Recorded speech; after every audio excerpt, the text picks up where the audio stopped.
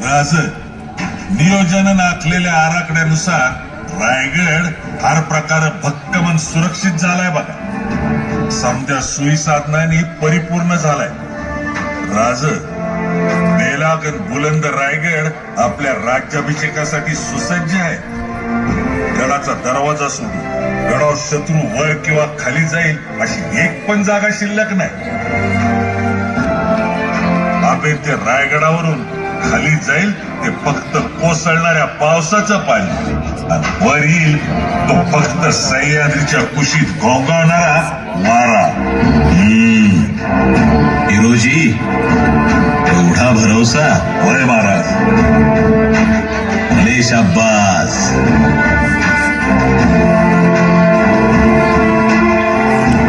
शिवरायांच्या राज्याभिषेकानं सारी रयत आनंदात न्हाऊन निघाली.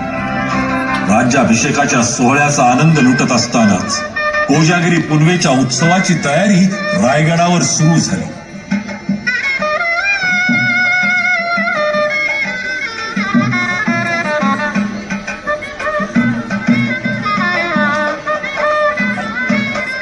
सूर्य अस्ताला जाताच गडावर तोफ धडाडली.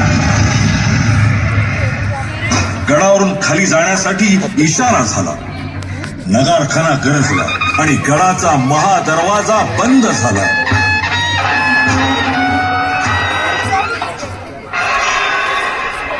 पुनवेची तयारी आणि रायगडाचं दिमागदार रूप, मर्दानी खेळ पाहण्यात दंग असलेली हिरा जोळण भानावर आली आणि लेकराच्या आठवणीनं तिनं दरवाजाकडे धाव घेतली.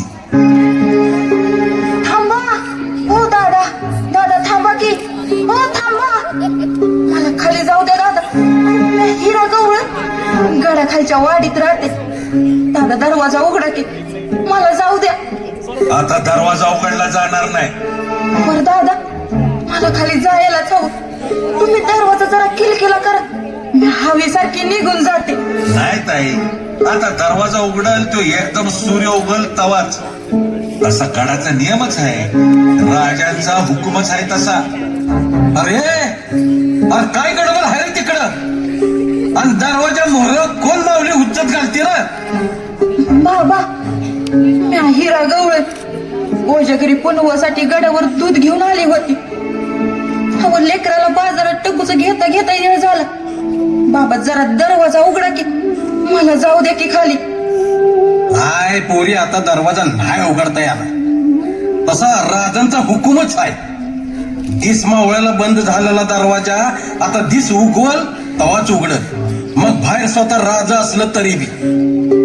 अगं ह्यो स्वराज्याचा आणि रायगडाचा नियम आहे. तो समजे